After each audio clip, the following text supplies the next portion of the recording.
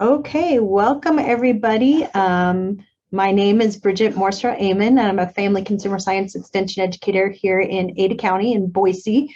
And I am doing this presentation for my colleague Melissa Hamilton. She kind of put this together, and she wasn't able to present today, so she asked me if I would present, and I said sure, and I added a couple slides at the end to add to it.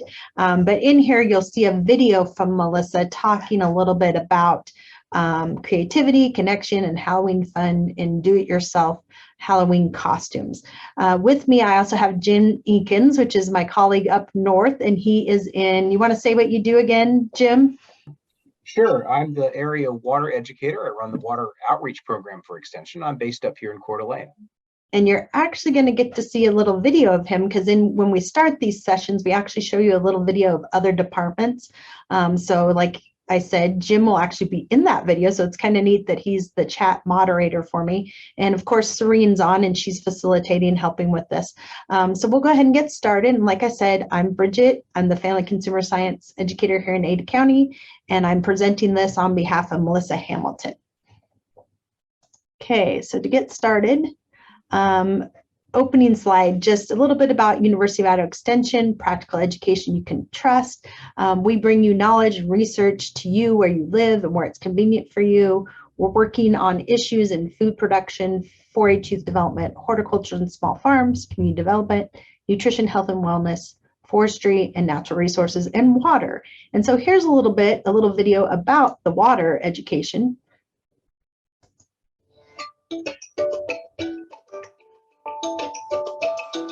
University of Idaho Extension is working to ensure a safe and stable supply of water for all Idahoans.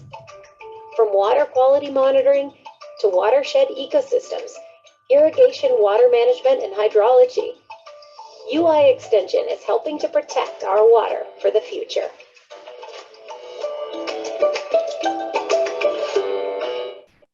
Okay, well, we get to see Jim in action there, teaching young people and farmers and everyone about water, what's in it, how to conserve it, and all of that. Oops, here we go. Okay, so to get started today, talking about creativity, connection, and do-it-yourself Halloween costumes, I wanted to talk a little bit about decision making. And so as parents and children, we make a lot of decisions. We have to start when kids are young, looking at schools, childcare, talking about vaccinations, medicine, food. Even as kids get older into young adulthood, about when to get driver's license, how much screen time. Parents even influence the college and career choices young children make. But it's super important that we include children in these decision making and the choices they make. And a great way to do that is things like do-it-yourself Halloween costumes. We can give kids decision making skills and practice them with them in something very non-threatening and easy. So why it's important to develop decision making at a young age for all of us and our children is it exposes us and them to our consequences. You make a decision and then you have to see, how did that turn out? Did it turn out exactly what I wanted? Did I make a mistake? That's okay. It's an opportunity to learn. It also teaches them and ourselves how to plan and think ahead. It has a lifelong impact on our ability to problem solve and make decisions. It empowers young children and us. It builds our confidence, and it actually builds our connection with other people when we take part in the decision making. If we just sit back and let other people make choices for us, like what are we going to wear for Halloween, we don't learn how to do it for ourselves. So something as easy as do-it-yourself Halloween costumes can really help in developing decision making skills. Jim, did you have a question? Yeah, Bridget, we still haven't launched that poll yet. We shouldn't neglect that for too much longer. Okay, sure. Let's go ahead. So right now, just to get to learn a little bit about you, go ahead and launch the poll, Jim. Okay, let's see. I think it should be launched now. You should be able to see a sort of a separate. So we want to kind of know how many people are attending. If you can say if you have 1 or 2 adults where you're at. And don't forget to scroll down. There's 2 more questions besides that one. 3 more questions besides that one.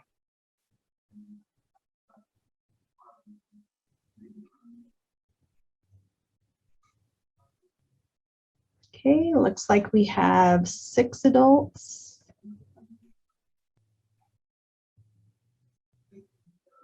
And how many youth are attending? If you go down here, it looks like we have 3 youth, 2. Okay, not your first time attending. And it looks like. Okay, it looks like everybody answered. So some of you have attended before. There's some children, some adults on. Let's look at the results really quick. Yep, we've already kind of gone over it. Okay, there we go. I'll stop sharing those. Oops. There. Thanks for letting me break in there. No worries, no worries.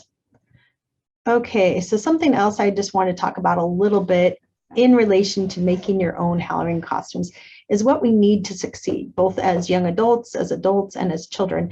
So the Search Institute is it's about a 40-year-old institute that has done a lot of research and studying on what are some things that we need to succeed, especially young people. And they found 40 positive supports and strengths. There's external assets. These are the opportunities we have, education, ability to be in activities like 4-H, sports, our relationships with other people, and internal assets, our personal skills, commitments, values, things that we need to make good choices, take responsibility for our own lives, and be independent and fulfilled. So it's really important that we have connection to other people, caring adults, spending time with other people. We develop interpersonal skills, those type of things. And all these things can be done when you do things like make your own costumes and celebrate together and connect with each other. So the other thing in do-it-yourself Halloween costumes is we are developing problem solving and creativity. And problem solving creativity is something we do at a very young age. In fact, in 4-H, we talk about clover buds. Those are those 5 to 8-year-olds. During that stage in our lives, we're very creative. We're brainstorming. We're more about the process. And so we're very creative. But as we get older, we tend to be more concrete and a little less creative. But it's very important that we keep using that creative brain. And we found from research that creativity is not just right-brained anymore. It's present in all knowledge, and practicing creativity will help us throughout our lives to find solutions to challenges. So it's really important that both children and adults keep being creative and take risks, make mistakes, learn from them. So let's get started. So this is a video that Melissa put together about do-it-yourself Halloween costumes, and she's really demonstrating the creative process and how to make decisions with some local neighborhood children. So I'm going to get started with it.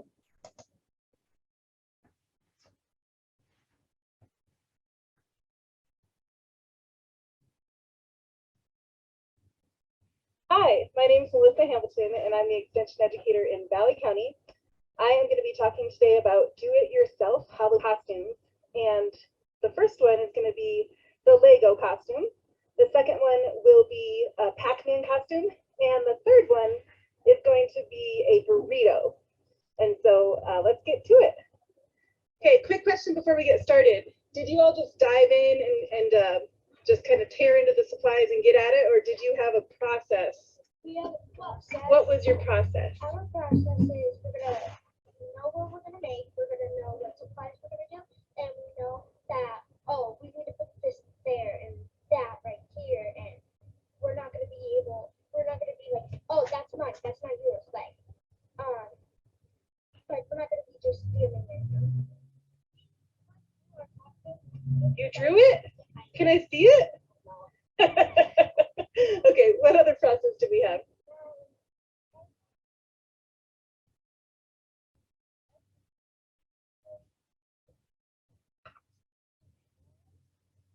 So tell me what Halloween costume you're going to create today. So we're gonna make the Pac-Man costume. Planning on using probably yellow for Pac-Man and then other colors for the ghost. And then maybe googly eyes. And I'm gonna do the Lego one. And what's your plan to create the Lego? What supplies and what are you thinking? I think I'm just gonna use the piece and kind of spin around it and go around the neck, and then I'm gonna put some lids on there and spin it. Well, I'm gonna create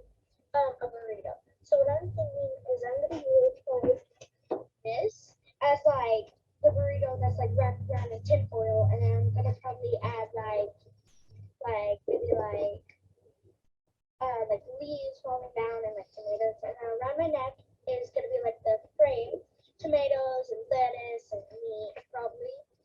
I'm helping everybody, so my task is to do the burrito, the Pac-Man, and the Lego. I just like found a piece of cardboard that like fits and stuff, and then I had clips, so I just raised a half edges, stuck them on, let that dry, and after that I just like took some hot glue and some string, like there was hot glue, some string back there, and then did the same on this side, and then that.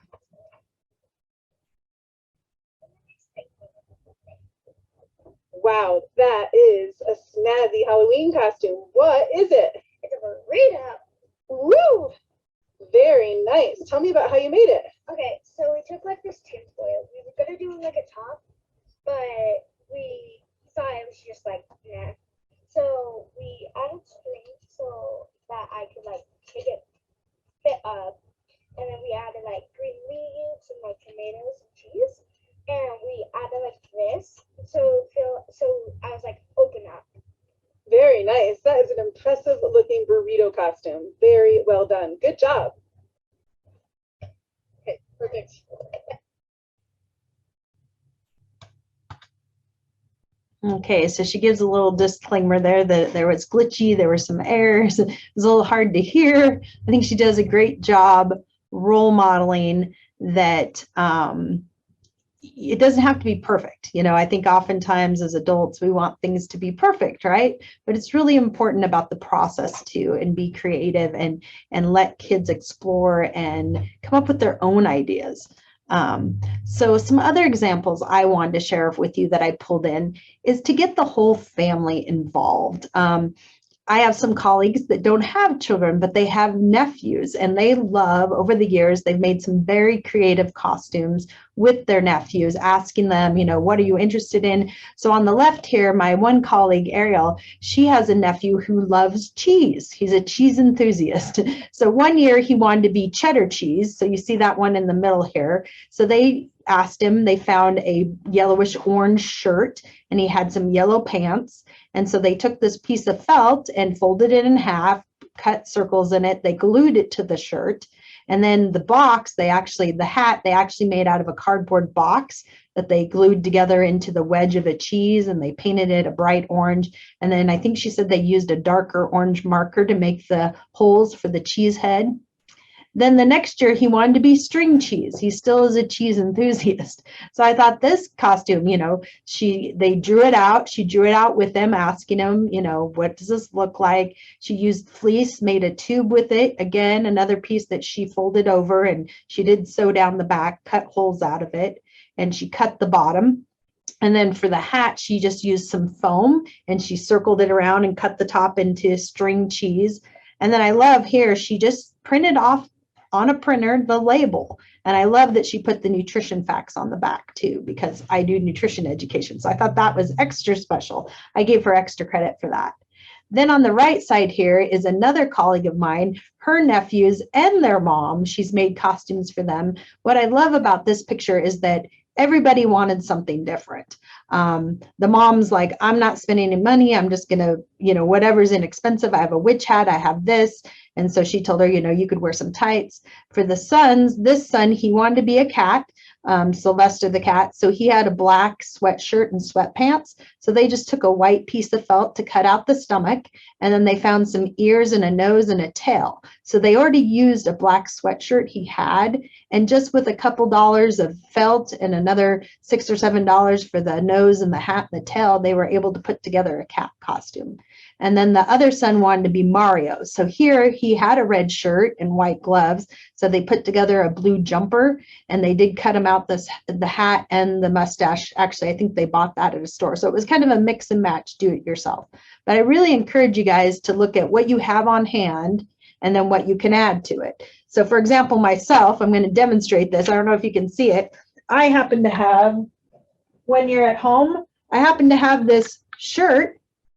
I can't see it. So I just bought some ears to go with it to put on my head. I put some whiskers on my face, and I also happened to have some shoes that matched the shirt, and I put on some black pants, and boom, I had a Halloween costume in a matter of minutes. So really encourage you to do that. Get the whole family involved. Sometimes parents, we don't have enough time or energy, so maybe an aunt or uncle or grandparent wants to get involved and help in this creative process. The other thing is you could get your pets involved too. I wanted to share with you just a couple weeks ago, a realtor of mine, she threw together this Halloween party where you were supposed to dress up your dogs and bring them to the park. And so some of the kids wanted to look like their dogs. Some of the family did a whole theme. This was Wizard of Oz. This woman over here, her dog's name was Oreo, so she dressed up as Milk using a cardboard that she put into a milk carton. And then here's another example, another girl with her dog. Here's a whole family that came together. And then over on the right here is a grandma, daughter, and granddaughter and their dog. So it was a community event. They got together, they did something fun, and they're also giving back to the community. They're connecting, which is part of that developmental assets in decision making. It helps us connect with our family, connect with our community, and also give back.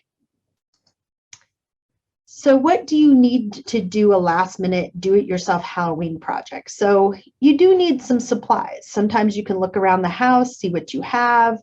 I really encourage you to look at, do you have a t-shirt or sweats or something that you can incorporate into your outfit, because that's going to lower the cost of it. But you might need to go out and get some spray paint, like the little girl that did the Lego, she probably didn't have blue spray paint, but maybe she did. So look around your house, gather supplies, glue guns, scissors, paint, markers, really try to get creative. You do need some time. We all have time, but it does take time. Sometimes, like my little cat outfit, I was able to throw that one together pretty quickly, but it does take time.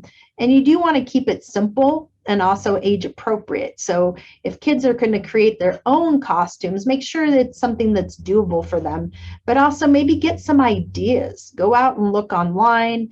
The tip sheet that went with today's handout, today's class, has some great videos and things on there. The one I really like is costumes, t-shirt costumes. So you can take any t-shirt and add to it. So there's a woman that wore a white t-shirt and brown pants, and she took the white t-shirt and she put sprinkles over it and she put a cherry on top. She made herself into a sundae with a pair of brown pants and a white t-shirt.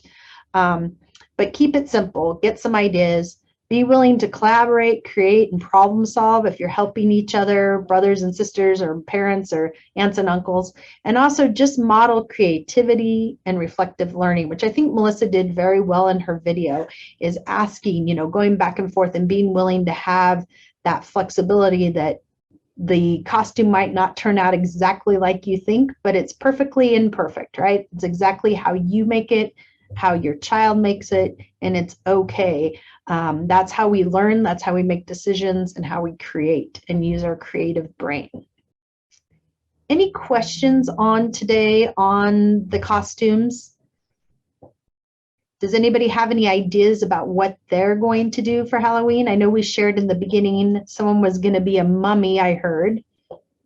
And how are you going to make that mummy outfit? What kind of supplies are you going to get?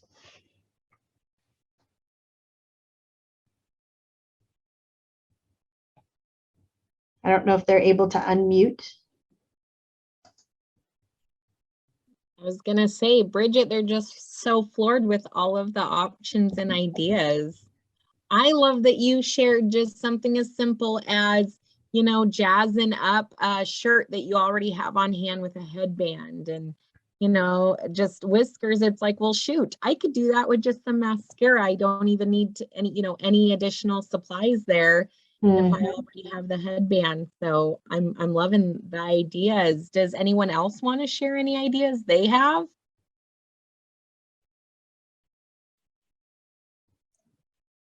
Everyone's too shy. Well, I loved the burrito. That one really blew me away in that video.